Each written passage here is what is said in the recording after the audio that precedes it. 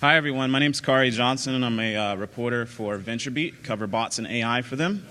And, today we're here to talk about user acquisition and discovery. And, to borrow a phrase from Ted Livingston, the CEO of Kik, most of the first year of bots was a lot about how to build a great bot. And I think a lot of the next year is going to be how to grow a great bot. And so that's why we've got an awesome panel here. And we're going to start with Linda Lee is manager of partnerships at Messenger. Dmitry Dumik is CEO and founder of Chatfuel. I understand Chatfuel has made a lot of Messenger bots. Yeah. Perhaps, I think it was somewhere around, 46,000 monthly active? 46,000 monthly active. 46,000 monthly active Facebook Messenger bots have been made with Chatfuel. That's something. Stefan Behren, did I say that right? So, struggling on these names. Is the co-founder of Gyant. And they are able to, if you tell them the different symptoms that you have for an illness, they can help you identify said illness. And Stefan is, our second Stefan, is the founder and publisher of Chatbots Life. And Stefan works with bot makers to improve their bots. And so, welcome panel. And I'll just hop into the questions because, what are we here for? So what trends did you see emerge in the first year of bots on platforms like Slack and Messenger? Has anyone got this figured out? Anyone got this just like perfectly done? No? None of the platforms are? Yeah, we should probably have more microphones. Yeah, it's microphone number 2. That's good. Awesome. So what do you think? Have you seen any specific trends emerge in user acquisition and discovery in its first year of bots being on platforms like Messenger and Slack? So I think there's some trends that are coming up. One of them is clearly that discovery within Kik, I think, did pretty well for bots, especially for bots in the very beginning, and Facebook discovery. So for a few select bots that had good retention, good engagement, and good user acquisition numbers, in the very beginning we saw Facebook experiment by pushing them. So if you were one of those good use cases in the very beginning, or if you had some traction in the very beginning, you kind of had a really good position. And if your product was good, you were in a position to grow it and improve it and, feed the cycle. Have you guys seen any patterns? Yeah, I think viral sharing in general is probably a little bit easier on Kik, at least in the beginning. But with the platform updates that Facebook has introduced over the couple of months after the launch, I think that has picked up quite a bit. We see about 20% or so of organic traffic happening, where people are just using some mechanisms to get other people engaged with the bot. And I think there's some use cases out there. I think Peter's speaking later, but Swelly, for instance, that has like additional organic features that encourage sharing. So there's probably a couple of those things. Something that we are seeing on Chatfuel is that since dedicated discovery surface was just introduced by Facebook recently, so during the first year, those use cases where chatbots makers had their audiences to invite were the ones that were picking up, like celebrities or publishers or media use cases. So they were just channeling their traffic to chatbot property and leveraging it. I think from the Messenger platform perspective, our focus was to really make a variety of tools available to meet the needs of developers and businesses out there to create those compelling and interesting use cases for their users and consumers. So I think the focus was really on both organic and the paid side, and then the more recently from the announcement of the Discover tab, which we're really excited about. But the goal really is to ensure that we have a variety of tools available to meet the variety of needs that are out there. Maybe one last comment. I think a lot of what we're seeing on bots is kind of what we saw on mobile apps before.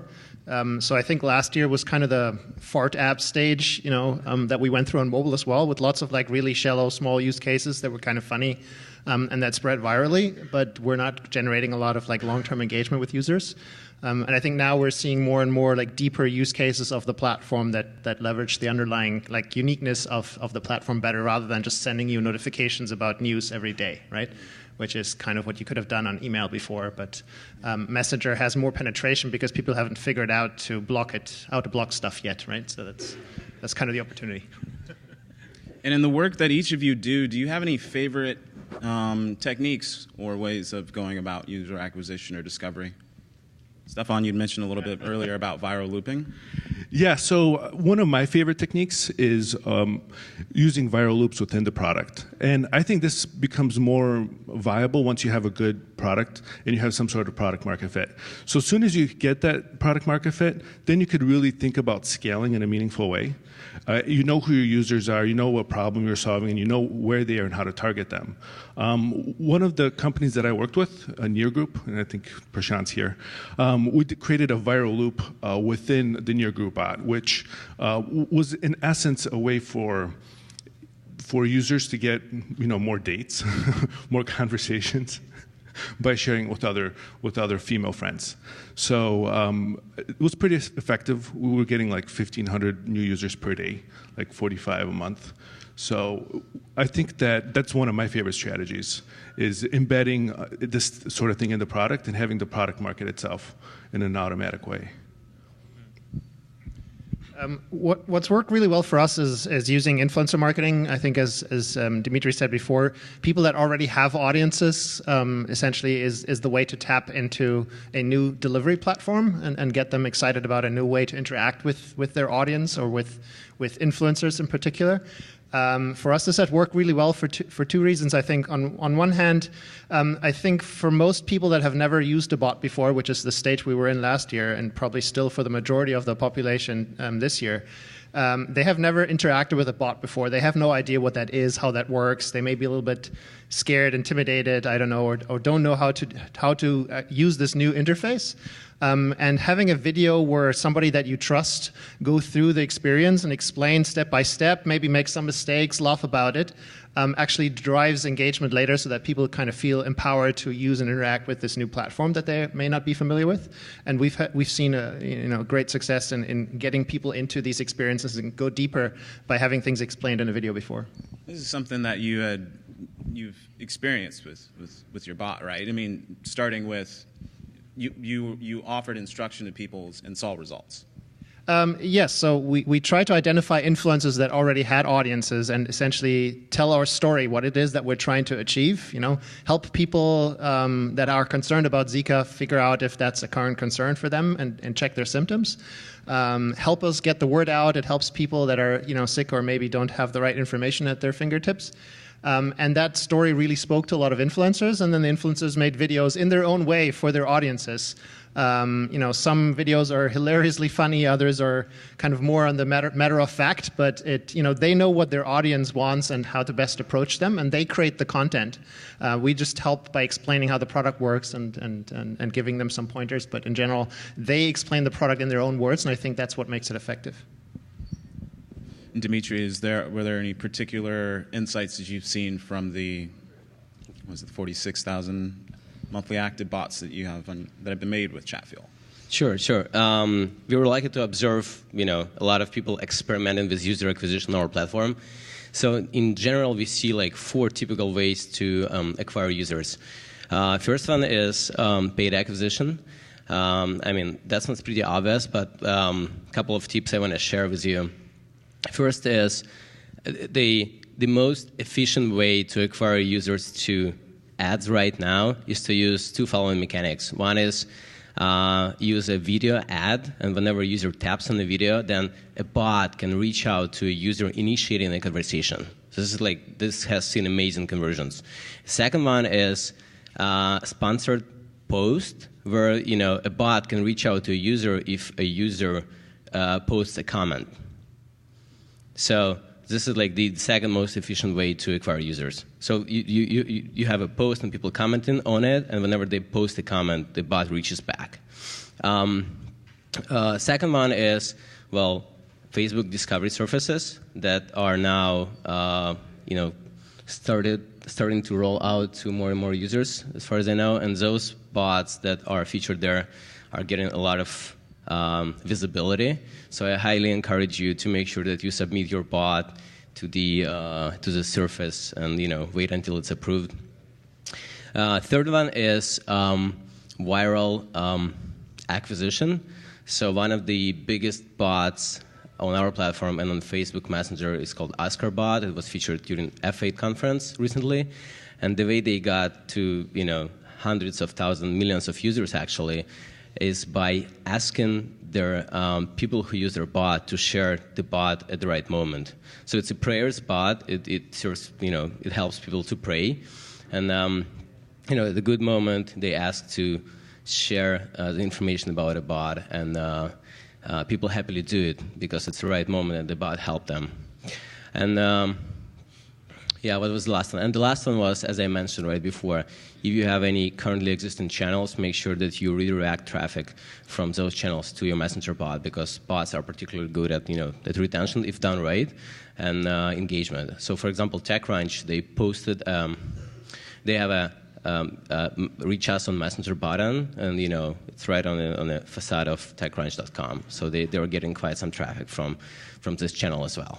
So those are like 4 key strategies that we've seen are being leveraged by our bot makers and are showing the best results. Are there any, when should someone make that ask in the middle of the conversation with a user? When should they say, hey, your friends want to check this out? Yeah, for sure. So that's a great question. 2 tips actually. One is, make sure you go as personal as possible. So, for example, on Chatfuel, and if you make a custom bot, there's this feature of segmentation, which allows you to send a broadcast only to those people who you want to send it to. For example, those who live in San Francisco in their 20s, and then those who are interested in this particular topic. And then you go super personal, and you ask them to share afterwards with those who are interested in the same topic. People are much more likely to share with friends. And the second tip that I have is that make sure that people are emotionally positive. So you delivered some value through a chatbot, so successful booking, or good news of a good piece of information delivered and people liked it explicitly. This is what ABC News does. Whenever you dive deeper into a story, and you successfully go through the whole story, they ask you to share it with friends because you got interested, right? You liked it, so chances are that you will share it later on. Linda, can you share some insights into how Messenger Platform, I know Messenger Platform 2.0 was launched roughly about 2-3 weeks ago, and the chat extensions mean that bots can now come into groups, and the Discover tab means that there's a place for popular and feature bots to be shown that wasn't available before. Yeah, definitely. We're really excited about the new features that we announced at our F8 Developers Conference. And I think in addition to building on some of the organic tools and the paid tools, the newsfeed ads that Dmitry mentioned, the goal was really to take it to the next level. And we've heard you all, and the request for a Discover surface is probably one of the top things that would come up as feedback. And that's why we're really focused. And as Dmitry mentioned, it's still in testing. It's in a small rollout right now. But we're getting really good feedback, very positive feedback from businesses and developers as well. We're really pleased with the quality of submissions that we're seeing. So we're still running a test, making sure that we're at a good place with the experiences that are to be featured, and we'll eventually roll out fully here in the US. I think also we're looking at offering, again, sort of more in the portfolio of tools that are available. So in terms of offline discovery, we announced parametric codes. So that was another big one that we're hearing from partners and developers requesting. Because in addition to some of the online tools like the plugins, the m.me links, the code is actually a really easy way for people to get started and interacting with your bot. So we announced the Golden State Warriors, and if some of you have been to the games, hopefully you've seen how they've really leveraged that as a tool. You have? Dub Nation? Yes, of course. So they've actually done a fantastic job of utilizing these parametric codes, which are basically unique codes that you can post offline and online, to be honest. But they've posted it on their scoreboard, on the 700 plus TVs across the arena, and the entry points are really unique. So one code may offer a video welcome message from a player, another code may start a flow with the bot, introducing them to everything that you can do. And we're also hearing a lot of partners who are exploring getting ready to execute that. But we're really excited about that too, because if you think about the possibilities, like you're at a music festival or a concert and you're at various stages, you could have different codes for that, or different artists. Again, unique entry points, unique content that you can present.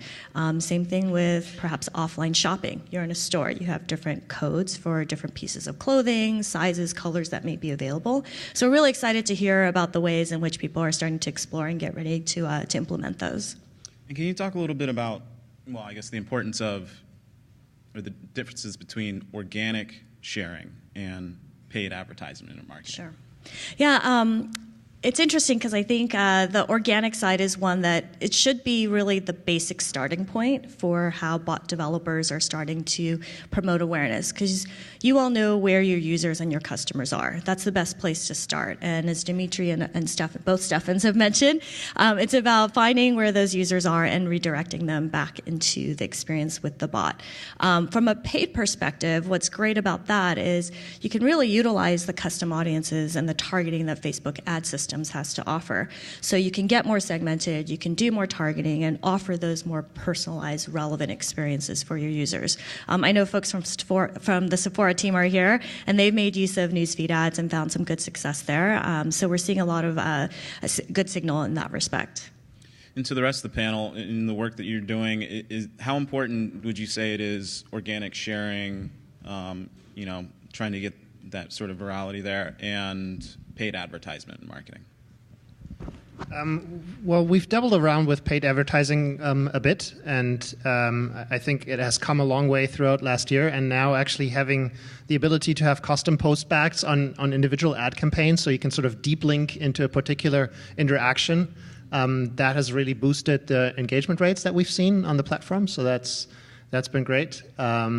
For us right now, I think, as I explained before, for the reasons of having somebody actually explain it to audience in their own words, influencer marketing is kind of still our way to go.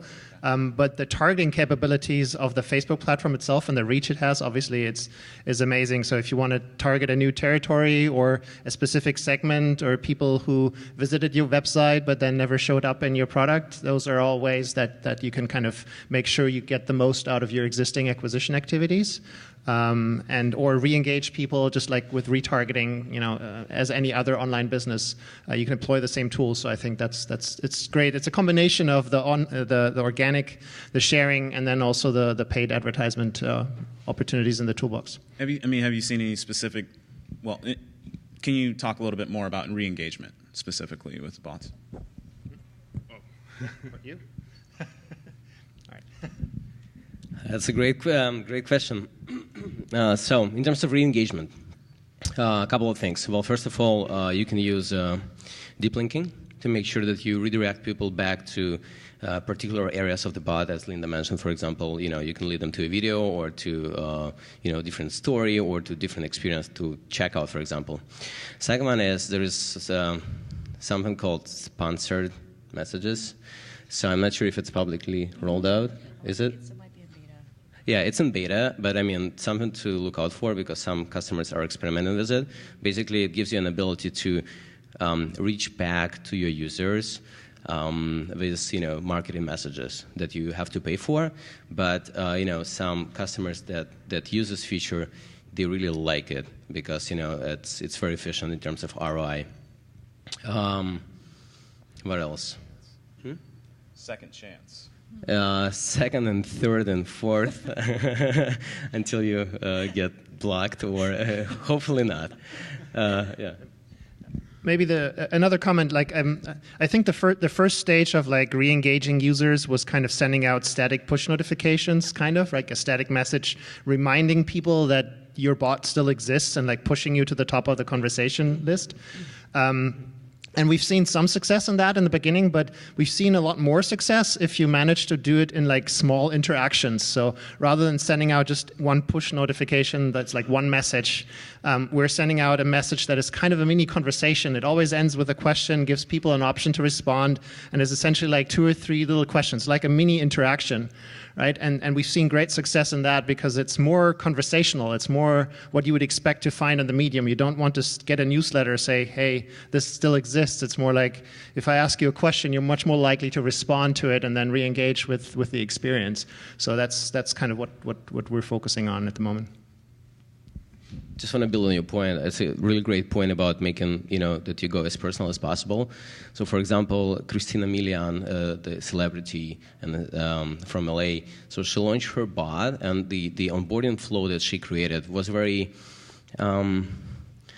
conversational. So she went like, hey, today's my birthday, I'm turning 32, and how old are you? And then, quick replies with different options. I'm in my 20s, in my 30s, in my 40s, and, you would select one of them. And then, it would go deeper. You want to ask me some questions? Of course, and one of the questions that people asked a lot was, are you single?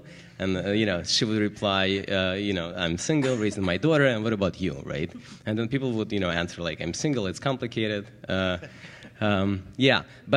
then later on, when going back to Chatfuel, that gives the bot creators an ability to reach back to only those users they need to reach to, and making sure that re-engagement is extremely efficient. Just imagine, this Christina Milian goes on a tour in San Francisco, and she's able to send a broadcast to, let's say, to only those who are single, who are in their like 20s and like women, for example, and send something like, hey, girls, let's do ladies' nights, and just build on that, right? And it feels super personal, and that's the whole purpose of establishing your communication with people on Messenger. I think that's the biggest advantage that Messenger gives. Do you guys have any thoughts for somebody who's building a bot from zero? What are your thoughts in terms of where do you get started? I have a good insight. So we have a lot of templates available on the platform, and we try to make templates for the most common and popular use cases, and we learn based on what we see in terms of like engagement and metrics. So those templates are pre-built using best practices that we are seeing on the platform. So feel free to come check it out. Right. Yes. Very good. Yes. I meant user acquisition and discovery. Very nice, though. Do you have any thoughts in terms of tips for someone who's starting from zero on how to find their audience? So I'll answer the last question first. So if you're starting from zero, I think the very first thing you need to do is validate your concept.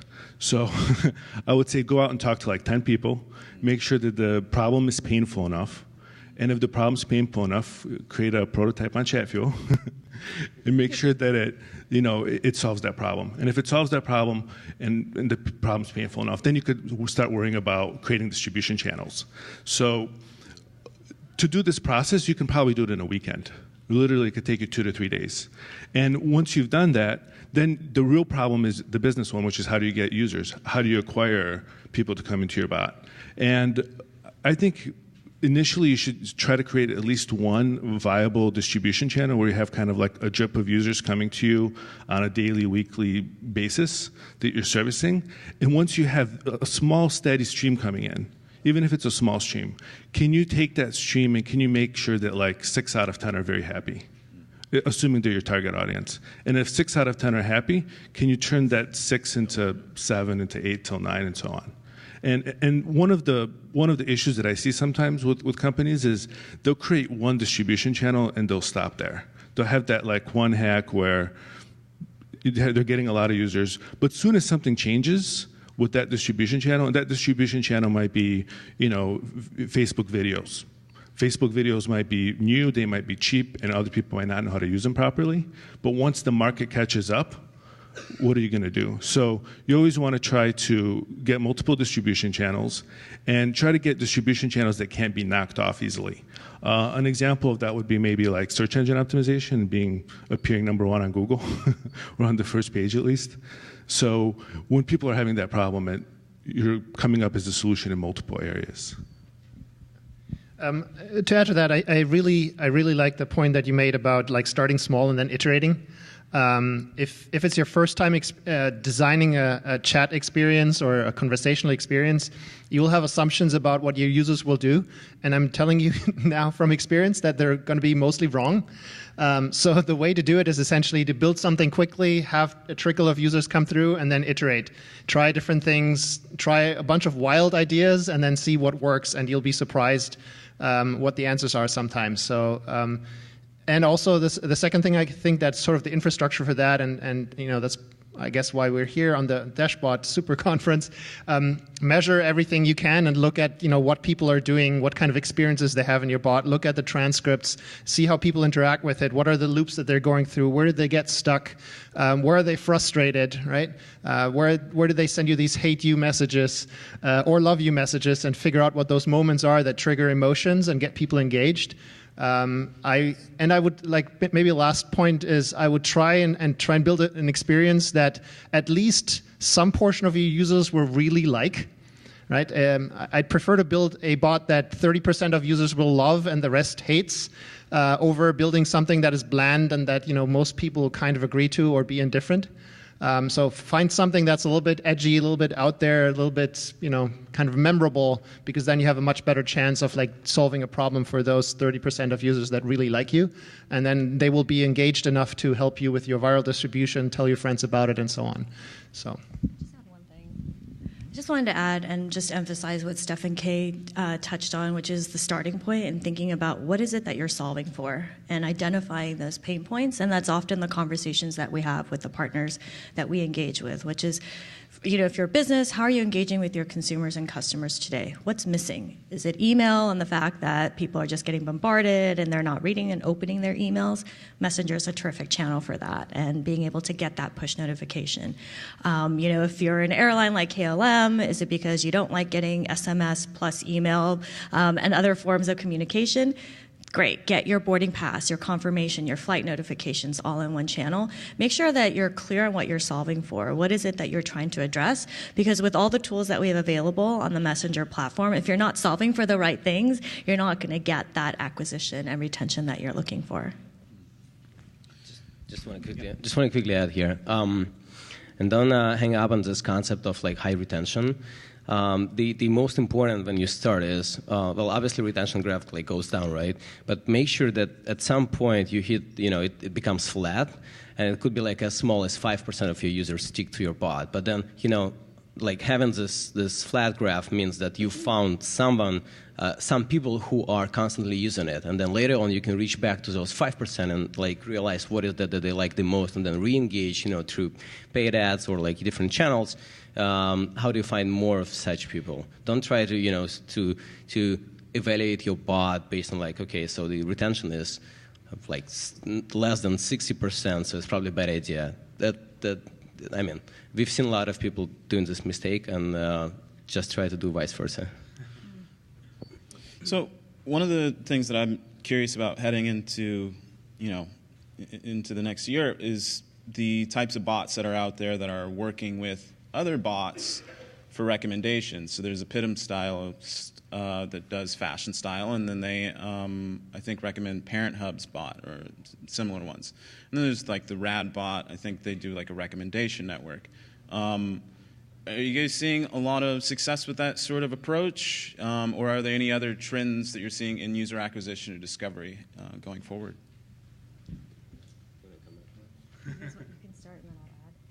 Okay, so we've seen some examples of such chatbots.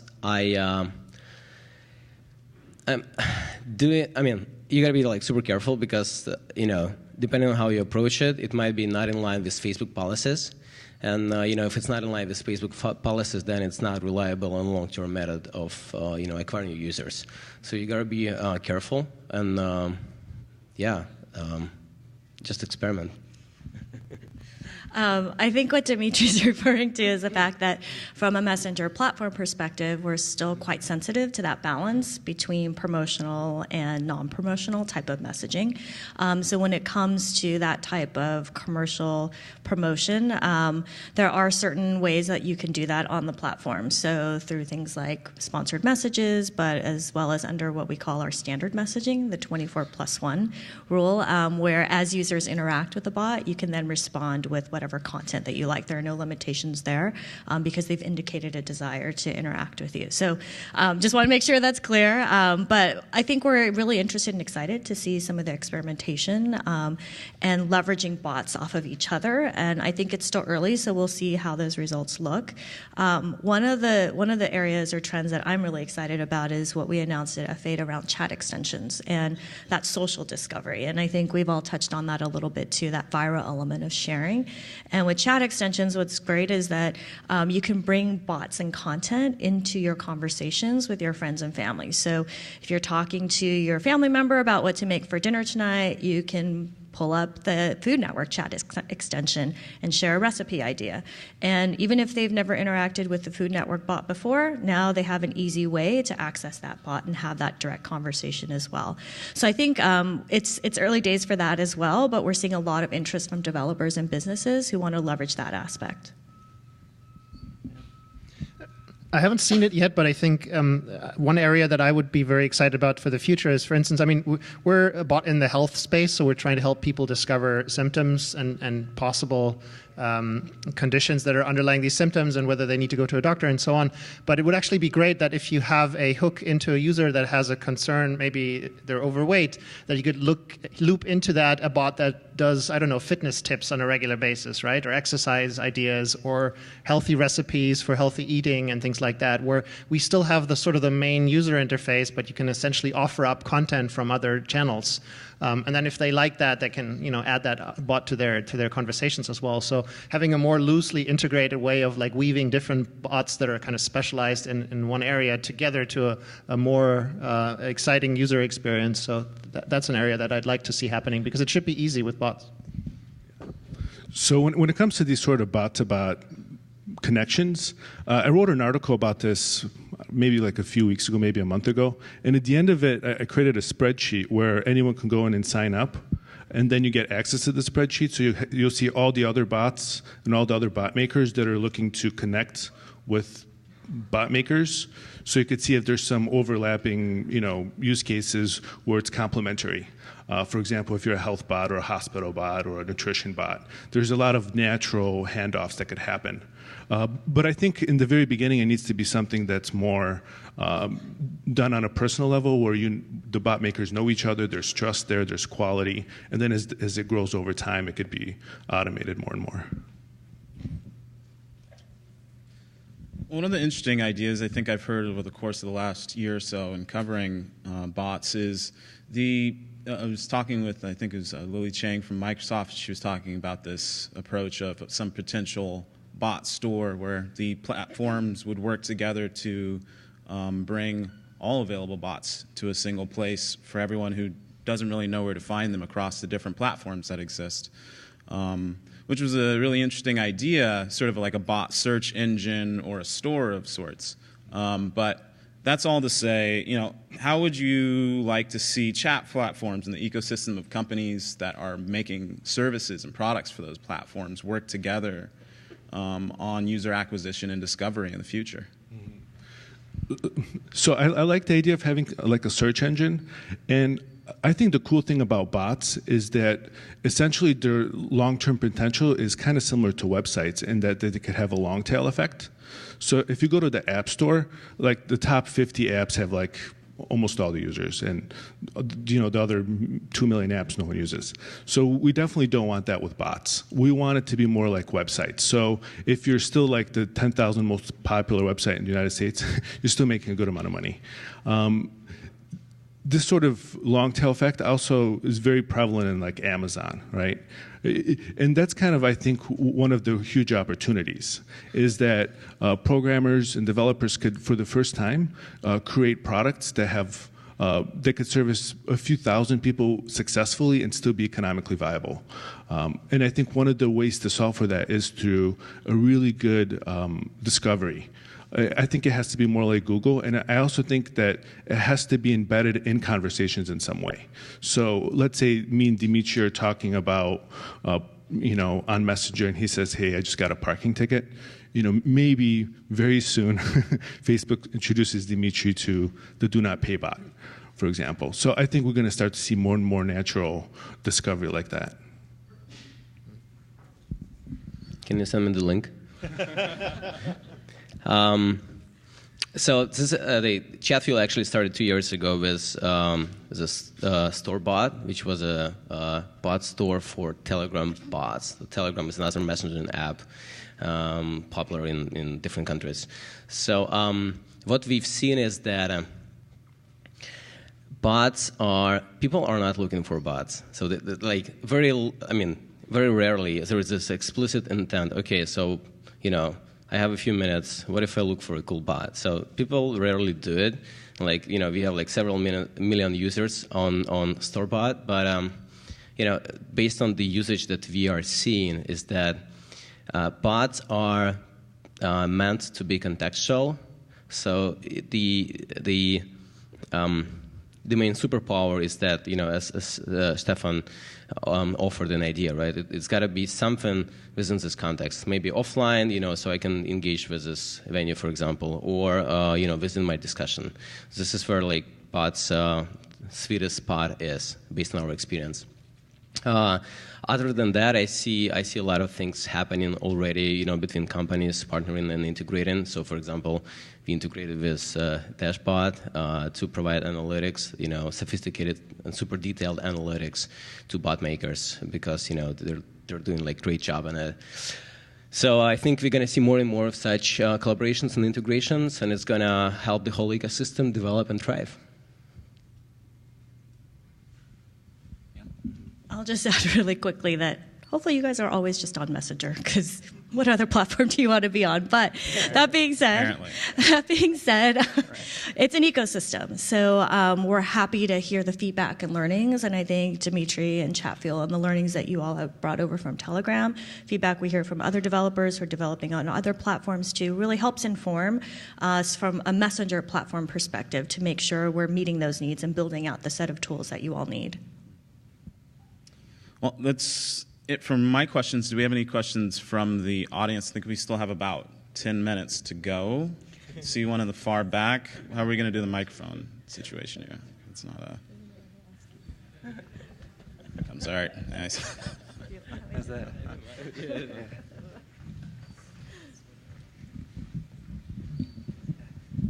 Hi, everybody. My name is Victoria. I'm CEO of Litza. It's an advertising assistant for Facebook marketers. So I have a question to Linda Lee. We already made a bot, worked on Facebook Messenger, and we struggled a problem. So Facebook doesn't allow to sell digital goods through Facebook Messenger. So how can we find a better model of monetization? Because the bot is launching and managing and automating all ads instead of a marketer, and we need to find a good way how we can sell this. Would love to speak with you offline and hear a bit more about your use case. Be great. But I think this is a great question, and we're hearing from other developers and businesses who are in that digital goods space about the restrictions that we do have in place on the platform. Some of that is driven, quite honestly, by Google and Apple, I'll be honest. So do know that this is something that it is good for us to hear, sort of the use cases that you all have in mind. And it's something that we're giving some thought to. I think it's still early days. I think it's going to be a larger question overall for Facebook. Yeah, okay, thanks. Sure. Oh, sorry. No. Oh. Any other questions? Oh, here. Hi, I have a question for Linda as well. I might sound naive, but I don't really get Messenger codes. It feels like a QR code that didn't really take off, but now we're trying to do it to Messenger. Could you speak more on what you see as the future or the expansion of Messenger codes? Yeah, I'll give you a quick example. And I think, to be honest, in the US, they probably aren't as popular. I remember back in the day, they were the big thing. But if you go to other parts of the world, like Asia and Europe, like people are scanning like crazy. Like you go to a museum, try to get in, and they're like, scan this code to buy a ticket instead of standing in the line. And I think those types of offline experiences where it's immediately clear what the value and utility is to the user is where we'll start seeing that adoption and driving of that behavior. So think of the Warriors, and I know one of the things that they're giving some thought to for next season in particular, but I don't know how many of you guys like go to games or concerts or wherever you are, and you're standing in line. You're just standing in line, and you're waiting. And those are the moments for like even a concession stand. Can you imagine if you could just scan a code? You can't see the menu at the front of the line, so scan that code, see your menu, have your order ready, or even order from the line itself. So I think those are the type of places where, for those real-life contextual experiences where the users are in that situation, it becomes immediately clear what that value is.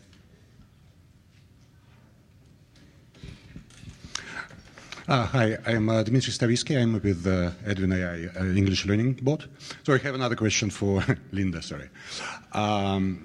We had an interesting experience. All of a sudden, we launched our bot into testing. All of a sudden, we got serious traffic. We strongly suspect that Facebook is promoting us somewhere because there is by method of exclusion. We are very happy, very grateful. We would love to know where we are being promoted and what to expect. It's a good problem to have still. What's the proper channel to do that? Yeah, so I think this is why we've launched the Discover tab, because I think in the early days, in the first year of the platform being open, it was pretty much like think of like an editor's pick of sorts, and there will still be some element of that in the Discover tab. I think initially the goal was, from our side, is to really try to glean those great experiences to tout as examples for the developer community and for users as well. With that Discover tab, we're getting to more of a process-oriented approach that will be more scalable, because our team can't continue to do that going forward. So again, we'd love to talk with you offline. Happy to share more results with you. But I think that being said, I think we have quite a few folks on our team who are always hearing from partners, users, developers, and getting that feedback about some of the experiences that are doing well. And one of the top indicators of that is the number of threads that we see open, because that's the first indication that we see that users are enjoying that experience, and we take that as a signal. Anyone else have any questions? We'll do one right here. Another question for Linda. I actually do have one for someone else. So for Dmitry, you mentioned early on about 4 tips for user acquisition, and I actually missed the first one, the one before when someone leaves a comment, you reply to them with a bot. What was the first one? Yeah, that was the first one, paid acquisition, and then through newsfeed ads, and two types of promotion is performing the best. One of them is acquiring through a video ad, and then bot is re-engaging with the user. And then the second one is whenever someone posts a comment to a sponsored post, a bot again re-engages with the user. And actually, you can add the 5th one to the 4 that I mentioned, which is messenger codes. So basically having this offline to online connectivity, like Golden State Warriors example. Now it's complete picture. Hi, I'm Angik. I'm the founder of a travel booking bot called Velo. So chat extensions were really exciting, launched at F8, lots of excitement. At F8, when we surveyed users, nobody seemed to know anything about it. So I was curious how many people are using chat extensions and what is Facebook doing to actually promote the usage.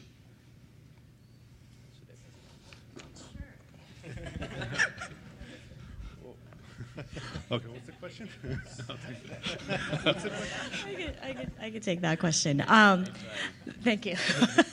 That's a great question. And with any new feature, it takes some time, obviously, for user awareness to develop. So do know that our team is giving thoughts to more of that consumer side, marketing and promotion, and making sure that folks are aware. It is still really early. I think with the announcement just a couple of weeks ago, we had a set of partners that were featured. They were some of the early partners that we engaged with. And now the goal is to get more chat extensions in the mix and making sure that there's a variety of experiences that meet the various needs and expectations of users. So I think it will take some time. It's still early days, and I think there will be various elements of promoting and driving that awareness, both from the Facebook side, but as well as from the user perspective and from the bot maker's perspective. And just to add to this one, as we've seen with other platform updates, it takes like a month or two for people to experiment, try a bunch of different things, and then best experience will come up out of those experimentations. So I think a good idea is to regularly check the Discovery tab, because potentially the best experiences will be featured there, and you can learn from them. Well, how about we get the panel a hand? We appreciate you guys. This is super interesting.